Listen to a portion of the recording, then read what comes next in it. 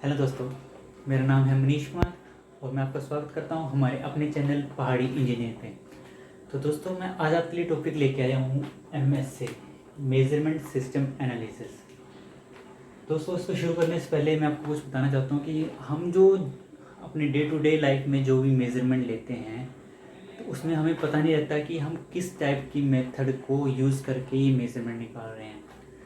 जैसे आप कोई भी आपकी किसी हाइट चेक करते हैं, लीनियर डिस्टेंस कर चेक करते हैं, तो वो हमें पता नहीं होता कि वो किस मेथड को हम यूज़ कर रहे हैं और किसके थ्रू हम मेजरमेंट निकाल रहे हैं। हम जो भी रहता है कि कोई मेजरमेंट इसकी चेक करना है, इसकी लेंथ चेक करनी है, इसका डाया चेक करना है, निकाल के दे देते हैं और ये कहते हैं कि इसकी कितनी मेजरमेंट है। तो लेकिन हमें ये नहीं पता एक्चुअल में कि जो हम मेजरमेंट ले रहे हैं इसमें कौन सा मेथड को हम यूज़ कर रहे हैं। तो अभी दोस्तों, अभी मैंने आपको बताया कि MSc में को हम जो है ये मेजरमेंट सिस्टम एनालिसिस है, तो जो भी मेजरमेंट लेते हैं तो उसमें हम MSc को फॉलो करते हैं। तो MSc में हमारे आते हैं बायस, लिनियरिटी, स्टेबिलिटी, रिपीटेबिलिटी, रिप्रोड्यूसिबिलिटी। तो ये सारी टर्म जो है हम मेजरमेंट में हमारी यूज़ होती हैं। तो जो भी हम डिस्टेंस वगैरह चेक करते हैं वो हमारा लिनियरिटी को फॉलो करता है। और हमें पता होना चाहिए कि ये चीज़ें जब हम कोई मेजरमेंट ले रहे हैं तो उसमें हमारा बायस किस तरह है, लिनियरिटी को जो मेजरमेंट ले रहे हैं वो लीनियर है या वाइज है, और वो स्टेबलाइज है कि नहीं है, हमारी रिपीटेबिलिटी कितनी है, रिप्रोड्यूसिबिलिटी कितनी है। ये चीज़ें हमें पता होनी चाहिए कि हम मेजरमेंट में क्या होती हैं। दोस्तों, हम कोई भी इंडस्ट्री में काम कर रहे हैं तो हमें ये चीज़ें पता होना बहुत ज़रूरी है। दोस्तों, हम शुरू करते हैं तो MSc में मेजरमेंट सिस्टम एनालिसिस को। तो इसमें आता है, सबसे पहले हम इसमें बताएंगे कि एक्यूरेसी क्या होती है और प्रिसीजन क्या होता है। दोस्तों, एक्यूरेसी होती है degree of closeness to the true value, कि हम कितना किसी पार्ट की जो मेजरमेंट ले हैं कितना एक्यूरेट उसे मेज़र कर रहे हैं। और प्रिसीजन होता है कि हम कितना जो मेज़रमेंट जो ले रहे हैं कितना उस मेज़रमेंट के नियर पहुंच रहे हैं, उतना हम मेज़र एक्यूरेट नहीं आ रही है लेकिन उसके नज़दीक पहुंच रहे हैं, प्रिसाइज पहुंच रहे हैं, तो वो कितना आ रहा है। तो इस चीज़ को मैं बताने के लिए एक एग्जाम्पल लिया मैंने। यहाँ हमारे पास 2 पर्सन है, पर्सन 1, पर्सन 2। तो अभी ये देखेंगे जो हमारा मैंने ये बार एक राउंड डिस्क ब्लू कलर की ड्रॉ की है और बीच में हमने एक ब्लैक जो हमने टारगेट सेट किया, ये जो हमारी ट्रू वैल्यू हो गई। तो अभी जो हम देखेंगे इसमें मैं एक एक्यूरेसी का एग्जांपल दे रहा हूँ पर्सन 2 में, और पर्सन 1 में दे रहा हूँ प्रिसीजन का। तो अभी देखेंगे कि एक बंदा है जो मेजरमेंट ले रहा है। ये मान लीजिए जो 5 mm मैंने कहा ये ट्रू वैल्यू है, ये 5 mm की है और उसमें पर्सन मेजरमेंट ले रहा है। तो जो पहला पर्सन मेजरमेंट ले रहा है वो नियर नहीं पहुंच पा रहा है। उसने पहली मेजरमेंट ली तो वो यहाँ आ रही है, दूसरा यहाँ आ रही है, तीसरी यहाँ आ रही है, चौथी यहाँ आ रही, पाँचवीं यहाँ आ रही है, लेकिन कोई भी रीडिंग जो है हमारी एक्यूरेट जो हमारी 5 है उधर नहीं पहुँच पाई है। तो इससे हम कहेंगे कि ये बंदा जो है मेजरमेंट जो ले रहा है वो प्रिसाइज मेजरमेंट ले रहा है। हमारी एक्यूरेट तो नहीं आई है कोई भी, लेकिन प्रिसाइज है, जो हमारी एक्चुअल ट्रू वैल्यू है 5 mm उसके नियर पहुँच रही है। तो ये हमारी हम कहेंगे इसे ये प्रिसाइज मेजरमेंट है। और सेकंड पर्सन जो है इसने जो मेजरमेंट ली है इसने हमारी सारी की सारी जो 5 mm का जो हमारा ट्रू वैल्यू है उसे मीट किया है और उसमें ही सारी की सारी इसकी एक्यूरेट रीडिंग आई है। तो हम इसे कहेंगे ये हमारा जो मेजर्ड वैल्यू है ये सारी की सारी एक्यूरेट है। तो दोस्तों, इस तरह से हम एक्यूरेसी और प्रिसाइज को डिफाइन करते हैं और इसे समझते हैं। तो उसके बाद आता है हमारा बाइस। बाइस क्या होता है?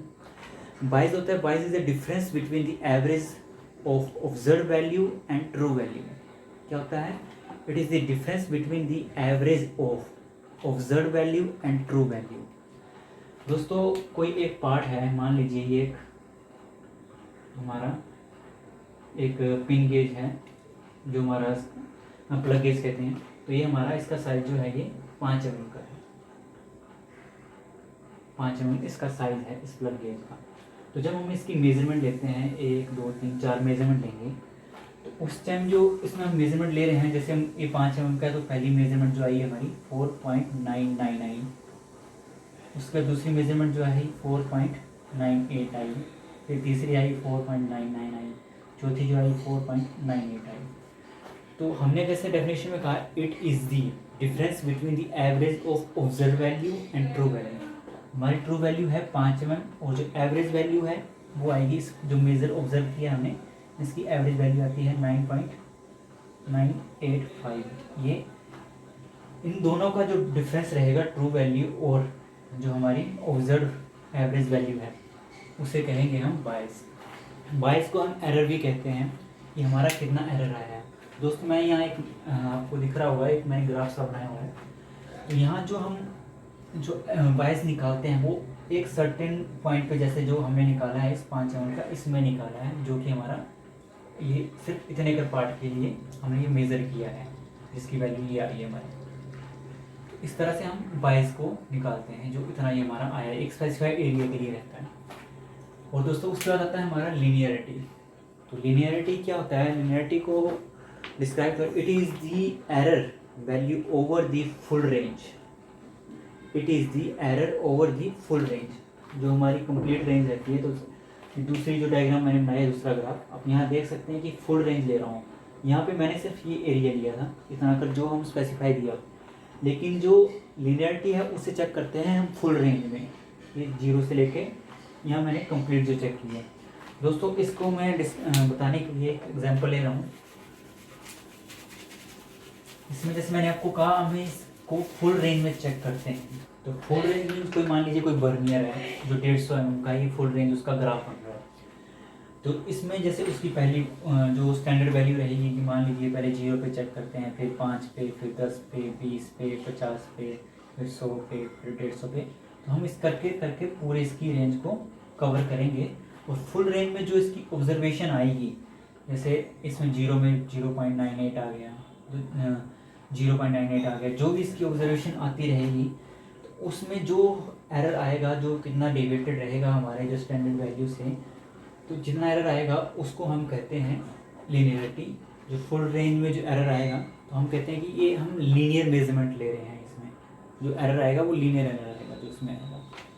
तो दोस्तों इसे हम लीनियरिटी कहते हैं, जो मैंने आपको बताया अभी, जिसे हम फुल रेंज में चेक करते हैं। और बायस जो है सिर्फ एक स्पेसिफाइड जो हमारा छोटा सा एरिया रहता है, एक मेजरमेंट, उसी में ही हम इसे चेक करते हैं।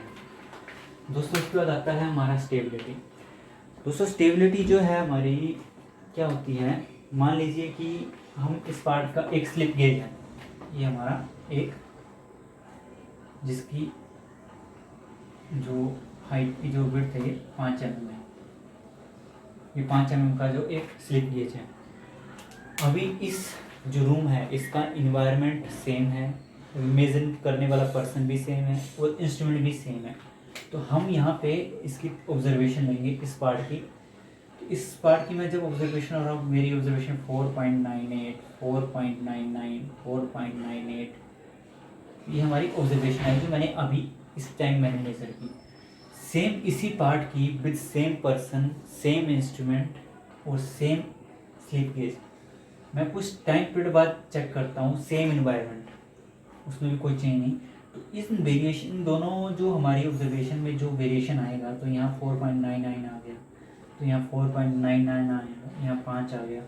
तो इनके जो एवरेज में जो वैल्यू आएगी, उनमें जो डिफरेंस रहेगा उसे हम कहेंगे स्टेबिलिटी, कि ये इतना स्टेबलाइज है हमारा, जो ऑब्जर्वेशन आ रही है, जो इंस्ट्रूमेंट है, जो ये है हमारी इतनी, इस टाइम इसकी इतनी स्टेबिलिटी है। तो अभी मैं फिर से समझा देता हूँ। इसमें सेम पर्सन के द्वारा, जो सेम पर्सन है, सेम इंस्ट्रूमेंट, सेम एनवायरनमेंट और सेम ऑब्जेक्ट, जो मेजरमेंट ले रहे हैं उसमें जो वेरिएशन आ रहा है उसका एवरेज में, और सेम कुछ टाइम पीरियड बाद जो हम द्वारा चेक करते हैं, same environment, same instrument, same person, same object, तो जो एवरेज आएगी उन दोनों का जो डिफरेंस रहेगा उसे हम स्टेबिलिटी कहते हैं। दोस्तों आपको पता लग गया होगा स्टेबिलिटी, लीनियरिटी, बायस का। अब आते हैं हम रिपीटेबिलिटी। तो दोस्तों रिपीटेबिलिटी क्या होता है? तो रिपीटेबिलिटी अपने नाम से बता रहा है कि कुछ रिपीट हो रहा है बार बार, उसे हम रिपीटेबिलिटी कहते हैं। तो मैं रिपीटेबिलिटी होता है, it is the variation between the continuous measurement, continuous measurement, it is the variation between the continuous measurement of the same part with same person or with same gauge। तो repeatability के लिए मैं आपको एक example लेता हूँ। इसमें क्या रहता है हमारा रिपीटेबिलिटी में जो है, अभी मान लीजिए कि कोई एक हम चेक कर रहे हैं किसी पार्ट को, कोई मान लीजिए ये हमारा एक हाइट है, तो हम इसको हाइट गेज से चेक कर रहे हैं। तो अभी हम 0 करने के बाद बार बार ये इसको 150 mm तक जा रहे हैं, तो पहले हमने एक मेजरमेंट ली, उस टाइम आया 149.99 ऑब्जर्वेशन है। फिर दूसरी बार ली हमने तो ये आया 149.98 आया। फिर तीसरी बार ली ये आया 149.99 आया। फिर 149.98 आया। ऐसे करके जो इसका एवरेज आएगा 149.985, ये इसका एवरेज जो आ रहा है, तो उसे हम रिपीटेबिलिटी कहेंगे कि हमारी इतनी रिपीटेबिलिटी है इसमें। इसको हम माइनस कर देंगे जो ट्रू वैल्यू है, ट्रू वैल्यू जो हमारी 150 mm है, तो जो आएगा हमारा उसे कहेंगे कि इतनी हमारी रिपीटेबिलिटी आ रही है इसमें। अभी जो ट्रू वैल्यू से हमारी इसकी जो डिफरेंस रहेगा तो हम कहेंगे कि इसमें इतना वेरिएशन आ रहा है रिपीटेबिलिटी में हमारा। तो इस तरह से हम रिपीटेबिलिटी को निकालते हैं। हम जो स्पेसिफाइड लेंथ ले लेते हैं उसी में ही बार बार जाके उसे चेक करते हैं। ऐसा नहीं है कि हम कभी 150, 60, 180 में जाएंगे, ऐसा नहीं करेंगे। रिपीटेबिलिटी हमेशा एक स्पेसिफाइड जो हम ले लेते हैं डिस्टेंस, उसी में ही जो ऑब्जर्वेशन ले रहे हैं उसका एवरेज निकाल के उसे चेक करते हैं।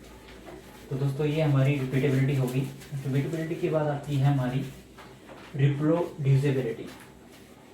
रिप्रोड्यूसिबिलिटी, तो रिप्रोड्यूसिबिलिटी क्या होता है? It is the difference between the measure taken by different person. It is the difference between the measurement taken by different person of same part, same character and using with same gauge. Means जो reproducibility है इसमें मैंने आपको बताया है, it is the difference between the measurement taken by different person, measurement taken by different person with same part, with same character, with same gauge. यहाँ person दो हो जाते हैं, दो पर्सन मेजरमेंट लेते हैं एक ही करेक्टर का with same instrument, with same gauge जो हम यूज़ कर रहे हैं, उसी से ही दो बंदे मेजरमेंट लेंगे। अभी मान लीजिए मैंने आपको एग्जांपल लिया था, यहाँ ये हमारा एक स्लिप गेज है जिसका मैंने आपको साइज बताया था 5 mm में। अभी रिप्रोड्यूसिबिलिटी में क्या होता है, अभी दो पर्सन हैं ए और बी, ये दोनों सेम पार्ट की मेजरमेंट ले रहे हैं सेम इंस्ट्रूमेंट के साथ और सेम इसी एक पार्ट की। उसमें क्या हो रहा है कि ए पर्सन जब मेजरमेंट ले रहा है उसका आ रहा है 4.99, 4.99, 4.99, और दूसरा जब ले रहा है वो आ रहा है उसका 5, 4.995, उसकी ये मेजरमेंट आ रही है। इनके दोनों के एवरेज में जो करने के बाद जो ऑब्जर्वेशन आ रही है, उन दोनों का जो डिफरेंस रहेगा उसे कहते हैं हम रिप्रोड्यूसिबिलिटी। क्या कहते हैं? रिप्रोड्यूसिबिलिटी। इस तरह से हम इन टर्म को डिस्क्राइब करते हैं। तो दोस्तों मैंने बता दिया है कि इन टर्म को किस तरह से यूज़ करके हम किस तरह से जो मेजरमेंट ले रहे हैं वो कौन से टाइप की हैं, तो आपको इससे क्लियर हो गया होगा। अगर आपको इसमें कोई डाउट रह रहा होगा तो आप मुझसे पूछ सकते हैं। दोस्तों MS से हमारी लाइफ में जो हम काम कर रहे हैं, मेजरमेंट ले रहे हैं, तो हमें पता होना चाहिए कि मेजरमेंट सिस्टम एनालिसिस के अंदर ही ये सारी मेजरमेंट आती हैं, और कौन से टाइप की हम मेजरमेंट ले रहे हैं। कोई पार्ट चेक कर रहे हैं तो वो उसमें कौन सी बायस हमारा फॉलो हो रहा है, लिनियरिटी फॉलो हो रही है, या जो भी इसमें स्टेबिलिटी कितनी है, रिपीटेबिलिटी कितनी है, रिप्रोड्यूसिबिलिटी कितनी है, ये चीज़ें हमें पता होनी चाहिए। ताकि हम, क्योंकि कोई भी हम भी इंडस्ट्री में काम करेंगे, कोई रिपोर्ट बनाएंगे तो हम बताना रहेगा हमें कि इसमें इसकी स्टेबिलिटी है, इसकी लिनियरिटी, लीनियर मेजरमेंट ली हमें या बायस मेजरमेंट है, जो भी रहेगा तो हमें बताना रहता है। दोस्तों अब अगर आपको इस वीडियो में कोई डाउट रहा होगा तो आप पूछ सकते हैं, मैं आपको उसमें कमेंट सेक्शन में आपको बता दूंगा कि उसका क्या है और कैसे है, या फिर नई वीडियो बनाना पड़े तो मैं आपको बता दूंगा उसी में। तो ये टॉपिक जो है हमें पता होना चाहिए अगर हम किसी इंडस्ट्री में मेजरमेंट से रिलेटेड काम कर रहे हैं। थैंक यू दोस्तों।